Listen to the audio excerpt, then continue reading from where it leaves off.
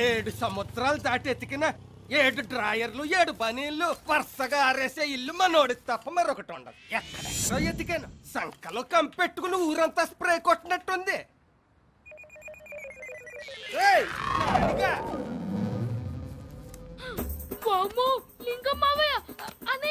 పిలిస్తే పారిపోతాడేంటి అదవా? ఒళ్ళు బలిసిన సిగ్గు చెక్కలేదు అదవకి.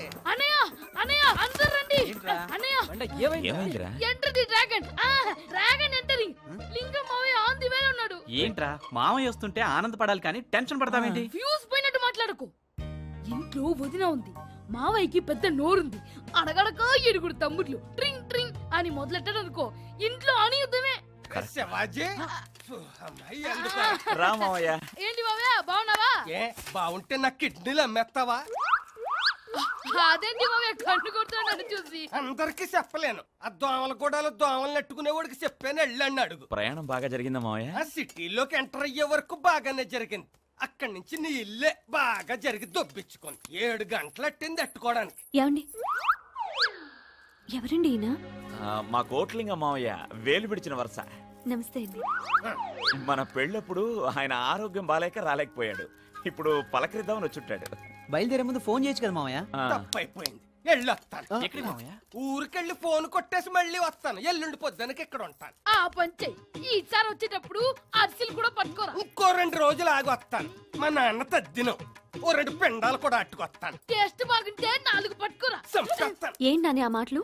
పెద్దవాళ్ళని పట్టుకొని మీరండి బాబాయ్ గారు, కాళ్ళు కడుక్కొని భోంచెదురు గాని. అక్కర్లేదు, అన్నం తినేది కాళ్ళతోటి కాదు నోటితోటి. పొద్దున్నే పళ్ళు తోముకుని నోరు కడుక్కున్నా. ఏంట్రా మంచినీళ్లతో సరిపెట్టేస్తున్నారా? ఎండన పడొస్తే కొబ్బరి నీళ్ళు ఇస్తారు, దొరకపోతే కాపీ నీళ్ళు ఇస్తారు. రెండిట్లో నీళ్ళున్నాయి కాబట్టి ఈ నీళ్ళు ఇచ్చాం, వద్దండి నాకు ఇచ్చేయి. ఈడొక నాకు సరే ఈ నీళ్ళే తాగి సత్తా. అవును, తమ్ముళ్ళు ఎలా చదువుతున్నారా? ఆ విషయం ఈయనకెలా తెలుస్తుంది? వాళ్ళనే అడగండి. నిజమే, పెద్ద పెద్ద చదువుల గురించి పెద్దగా చదువుకుని ఈడికెలా తెలుస్తుంది? అమ్మా నాన్న ఉంటే ఆయన కూడా పెద్ద చదువులే చదువుకునేవారు. ఏం చేస్తాం, దేవుడు రాసి పెట్టినట్టు జరక్క తప్పదు కదమ్మా. చదువు సంకనాకిన ఈడేం తెలివి తక్కువడు కాదు. తెలివంతా ఈడిది, తెట్టంతా ఈడు 6 తమ్ముళ్ళది. 6 ఏంటండి, ఈయనకున్నది వీడొక్కడే తమ్ముడు కదా. చిన్నోడంటే నీకెంత ప్రేమ ఉంటే మాత్రం ఈయనొక్కడిని దగ్గరికి చేర్చుకుని తత్తిమ వాళ్ళని దూరం చేస్తావా? పద మావయ్యకి కాఫీ. ఏం అక్కర్లేదమ్మా, కొత్త పులిహార పరవాన్నం చేసి వడ్డించే. ఆయన ఏంటండి మీ బాబాయ్ కొడుకుల్ని పట్టుకుని మీ సొంత తమ్ముళ్ళు అంటారు? అయ్యో, ఆయనది కూడా మీ అక్కలాగా ఒక పెద్ద విషాదమైన కథ. చిన్న చేసి చెప్పండి. ఓకే, మా లింగమావయ్యకి 6 తమ్ముళ్ళు. ఓసారి గోదావరి పుష్కరాలకు వెళ్ళినప్పుడు పాపం అందరూ గల్లంతయ్యారు. అప్పటి నుంచి మా మావయ్యకి మతి చెలించింది. లింకులు లేకుండా మెంటల్లా మాట్లాడతాడు. మూడు బాలైపోతే కలుస్తాడు కూడా. మరెలా? నేనేదోలా మేనేజ్ చేసి పంపించేస్తాను. నువ్వు మాత్రం అతని మాటలు పట్టించుకోవద్దు, ఓకే? ఇందాక అతనేదో తీసుకొచ్చాడు కదా, అది ప్లేట్లో వేసి పట్టరా. తీసుకోండి బాబాయ్ గారు. తిప్పి తిప్పి నేనెట్టుకొచ్చినా నాకు వడ్డిస్తున్నారన్నమాట. ఏమ్మా, మా అలాగే మీది ఆంధ్రప్రదేశ్ అంత పెద్ద కుటుంబమా? లేదండి, అక్క నేను అంతే. అర్రెర్రె, దిక్కు మొక్కు లేని కుటుంబం అన్నమాట. పోన్లే, ఆలస్యంగా అయినా దేవుణ్ణి నీకు న్యాయం చేశాడు. నిన్న అమ్మగా చూసుకునే 6 మరుదుల్ని ఇచ్చాడు. నీకెవడరా వెనకలిచ్చి గిల్లేస్తున్నాడు? ఒక చోట తీసుకెళ్లిపోతూ ఉంటాడు, మరో చోట ఇస్తూ ఉంటాడు. ఏంటంటే ఒకేసారి 6 దూరం అవటం అంటే తట్టుకోవడానికి ఎవరికైనా కష్టమే. ఏదేమైనా ప్రతి మనిషి ఈత నేర్చుకుని తీరాలి. అలా పేతాసుగా మాట్లాడుతుందేంట్రా? పాపం అమ్మాయి కూడా 6 అన్నదమ్ములు పుట్టి చచ్చిపోయారా? అది వేరే స్టోరీ బాబాయ్. మంజుల మన కాలు జారి స్విమ్మింగ్ పూల్ లో పడిపోయింది.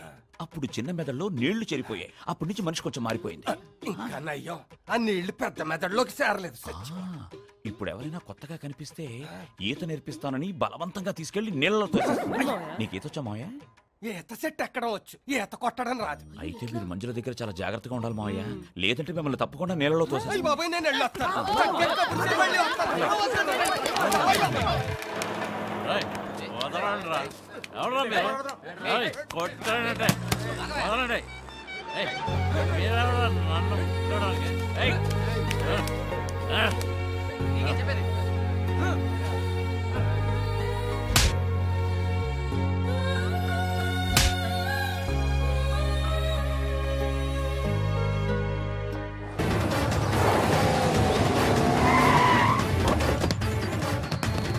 వెళ్ళండి, ప్రతి గది వెతకండి,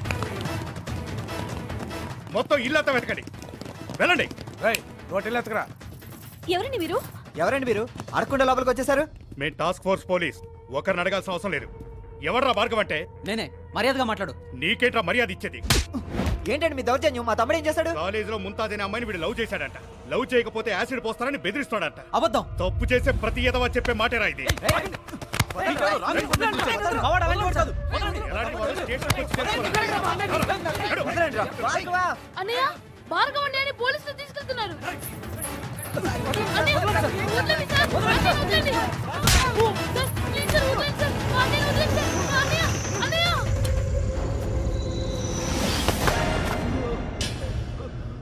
అన్నయ్య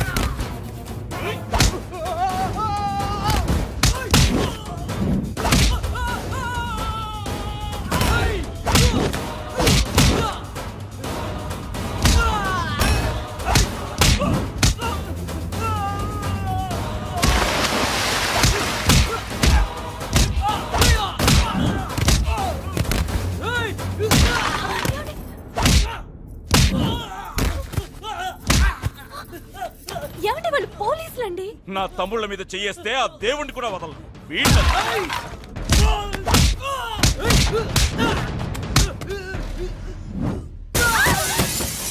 నా తమ్ముడే పడతారా? ఎవరో చుట్టం చూపుగా వచ్చిన బాబాయ్ కొడుకుల కోసం పోలీసులతో గొడవ పడతారా? ఒకవేళ మిమ్మల్ని పోలీసులు అరెస్ట్ చేసి ఈ దద్దమ్మలు మిమ్మల్ని కాపాడతారా? 2 రోజులు పెళ్లికని వచ్చి వెళ్లాల్సిన వాళ్ళు 10 రోజుల నుంచి సిగ్గు లేకుండా ఇక్కడే పడున్నారు. ఈ విధవుల కోసం మీరు ఏమన్నావే? వెధవల? ఎవరే వెధవలు? ఎవరు వెధవలు? వాడు నా తమ్ముడు, నా రక్తం పంచుకు పుట్టినవాడు. వీడొక్కడు మాత్రమే కాదు, వీడు వీడు వీడు వీడు వీళ్ళందరూ నా తమ్ముళ్ళే, అందరూ నా తోపుట్టిన వాళ్లే.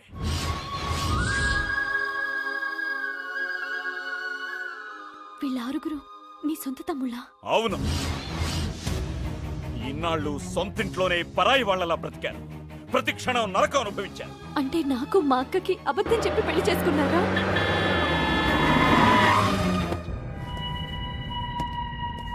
కన్న తండ్రికి పుట్టిన వాళ్ళని బాబాయ్ కొడుకులని అబద్ధం ఆడగలిగిన వాడు నీకు అబద్ధం చెప్పి పెళ్లి చేసుకోవడంలో వింతే ఉంది. రేయ్, వీళ్ళ ఫ్యామిలీ గురించి మీకు నిజం తెలియాలని ఈ డ్రామా ఆడాను. అవుట్. మొన్న రోటరీ క్లబ్ ఫంక్షన్లో సిస్టర్ మాటలు విన్నా. ఎలా ఉంది నీ మ్యారీడ్ లైఫ్? అంత హ్యాపీయేనా? I'm so happy. నేను అనుకున్నట్టుగానే నేను, నా భర్త, ఆయనకొకే తమ్ముడు. మా ఆయనకు ఒకే తమ్ముడు అని చెప్తాను. ఫ్రెండ్స్తో ఎంక్వైరీ చేస్తే విషయం తెలిసింది. నువ్వు నీ పెళ్ళికి పిలవలేదు, నేను రాలేదు. వచ్చుంటే అప్పుడు గిఫ్ట్ ఇచ్చుండేవాడిని. ఇప్పుడు వచ్చా, గిఫ్ట్ ఇచ్చా. మంజు, మంజు,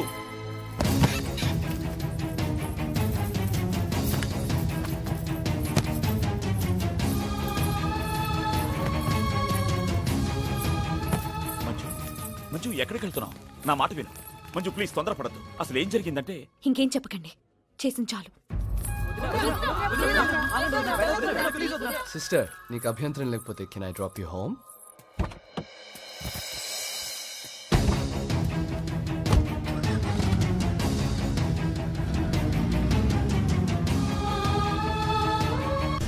నా కొడుకు అనిపించుకున్నావురా. ఆవు చేలో మేర్చే దూడ గట్టు మీద మేరుస్తుందా సార్?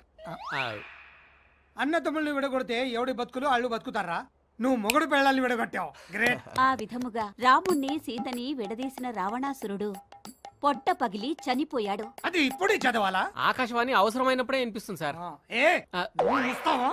ఆవేశం తగ్గించుకోరా అని 1,00,000 సార్లు చెప్పా. మబ్బు బట్టి వాన గురవకుండా ఆగుతుందేమో గాని కోపం వచ్చిన తర్వాత కొట్టకుండా ఉండలేవే. ఇప్పుడు ఏమైంది?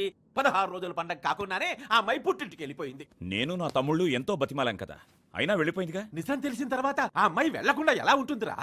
నిజాన్ని ఎన్ని రోజులు బాబాయ్ దాస్తావు? నిజమేనయ్యా, దాచిపెట్టడం నా తప్పే. మరి నడి రోడ్లో నలుగురు మధ్య పట్టుకుని అమ్మాయిని కొట్టడం నీ తప్పు కదా?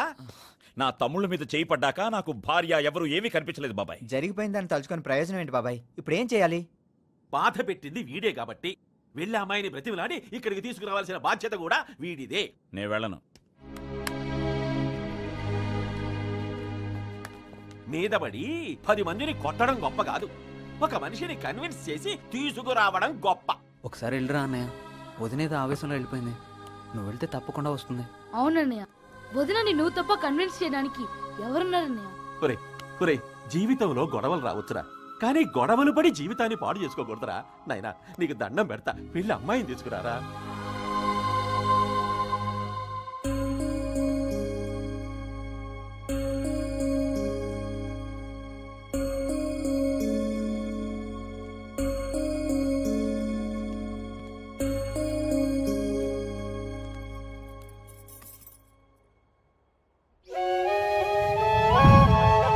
మంజు,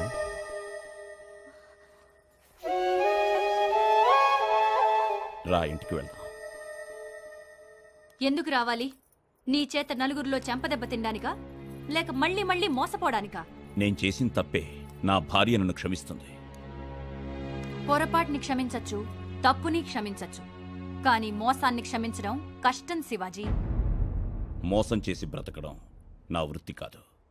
రెక్కల కష్టం మీద ఈ స్థాయికొచ్చాను. నచ్చిన అమ్మాయితో పెళ్లి జరపాలని బాబాయ్ మీతో అబద్ధం చెప్పాడు. కానీ ఆ రోజే నిజం చెప్తామని మీ చెల్లెల్ని ట్యాంక్ బండ్ దగ్గరికి రమ్మన్నాను. కానీ మంజును చూడగానే నన్ను నేను మర్చిపోయాను. ఒక ఆడపిల్లను మోసం చేయడం అంటే వాడుకుని వదిలేయటం, అంతేకాని ప్రేమించడం, 7 అడుగులు కలిసి నడవడం, 100 ఏళ్లు బ్రతకాలనుకోవడం మోసం కిందకెలా వస్తుందో మీరే చెప్పాలి. లాయర్ని కలిసొచ్చావా? లాజికల్ గా మాట్లాడుతున్నావు. నల్లకోటు వేసుకున్న లాయరు నిజమే మాట్లాడమంటాడు. మంజు, నేను అబద్ధం చెప్పాను, అది నిజం.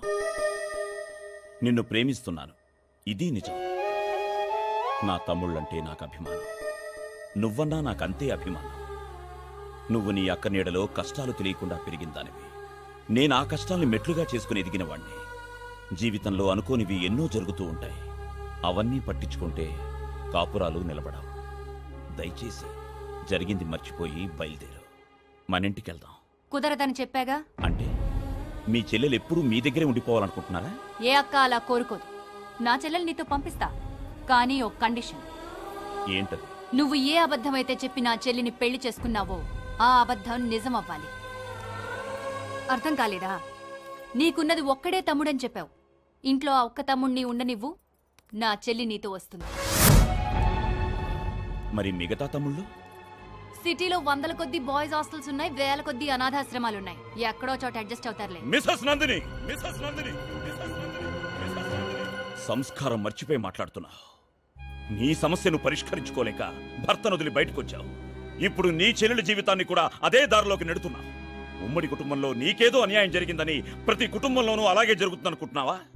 కుటుంబం అంటే భార్యాభర్తలిద్దరూ కలిసి ఎంజాయ్ చేయడం కాదు.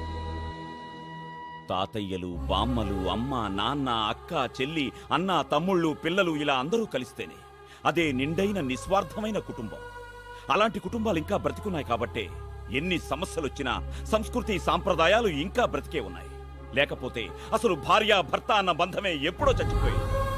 సహజీవనాలు, అసహజ మరణాలు, తండ్రెవరో తెలియని పిల్లలతో ఈ సమాజం ఎప్పుడో నిండిపోయేది. మంజు, ప్రశాంతంగా ఆలోచించు. నీ భర్త మాట విని నీ కాపురాన్ని నిలబెట్టుకుంటావో, లేదు నీ అక్క మాట విని నీ కాపురాన్ని చెడగొట్టుకుంటావో నీ ఇష్టం. కానీ నేను మాత్రం నా కాపురం కోసం నా తమ్ముళ్లను వదులుకోను. అలాంటి పరిస్థితి వస్తే చెప్పుడు మాటలు విని తప్పుడు నిర్ణయం తీసుకున్నా నిన్ను వదిలేసుకుంటాను. మనస్సు మార్చుకుని నువ్వు ఆ ఇంటికి రావాలే తప్ప నీకోసం నేను ఈ ఇంటి గుమ్మం తొక్కను.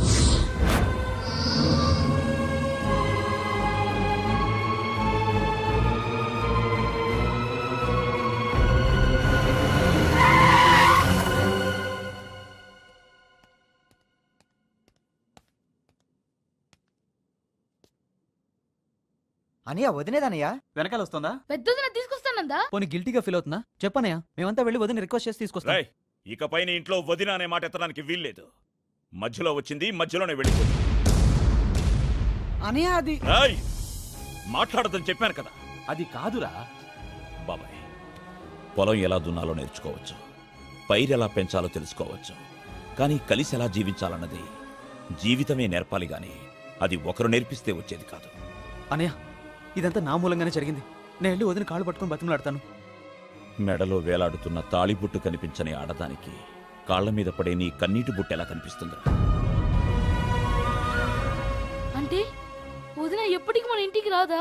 పగలైతే సూర్యుడెప్పుడొస్తాడో చెప్పచ్చు, రాత్రైతే చంద్రుడెప్పుడొస్తాడో చెప్పచ్చు, కానీ నా జీవితాన్ని అటూ ఇటూ కాని అపర సంధ్య వేళలో పడేసిన ఆమె ఎప్పుడొస్తుందా అని అడిగితే ఎలా చెప్పగలనరా? జరిగింది మర్చిపోయి అందరూ చదువుల మీద కాన్సన్ట్రేట్ చేయండి.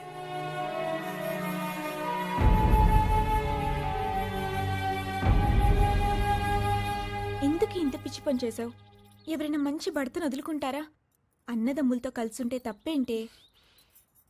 మా అక్క కష్టాల్ని ఈ కళ్ళతో చూసా, మా అక్క కన్నీళ్లు ఈ చేతులతో తుడిచా. ఆ కష్టాలు పట్టడం నాకు ఇష్టం లేదే. మా అక్క చెప్పింది వేదం అనను కానీ అక్క పడే బాధ మాత్రం నాకొద్దు. నేను, నా భర్త, నా బాబు అంతే.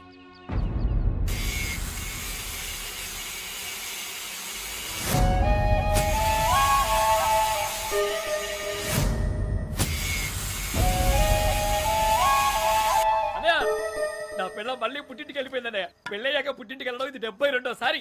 ఎరా బాధగా లేదా? ఏమో తెలియదనే, ఫోన్ చేశాడు కదా. తప్పురా. ఇద్దరూ కలిసుంటేనే భార్యాభర్తలు, విడిపోతే చులకనైపోతారా? అది తెలుసుకునేసరికి లేట్ అయిపోతుంది. అన్నయ్య, ఈ ఫిలాసఫీలు ఏదంతా వద్దనే, రానే మందేద్దాం. వద్దురా. ఓ, వదిన తిడుతుందనా? లేదురా, వదిన పుట్టింటికి వెళ్ళిపోయింది. ఇంకేంటన్నయ్య, సూపర్ కదా. అందుకే డల్గా ఉన్నావు అన్నయ్య. 2 మ్యారీడ్ బ్యాచిలర్స్, 1 ఫుల్ బాటిల్. కావాలంటే అంశమేడ సరోజ, మల్లె పూలు. అన్నయ్య రావడం చూడరా. మరి సీతం వెళ్ళిపోయిందిగా. ఏం మాట్లాడుతున్నావు బుర్రా బుద్ధి లేకుండా? అన్నయ్య అసలు మందే అలవాట్లేదు.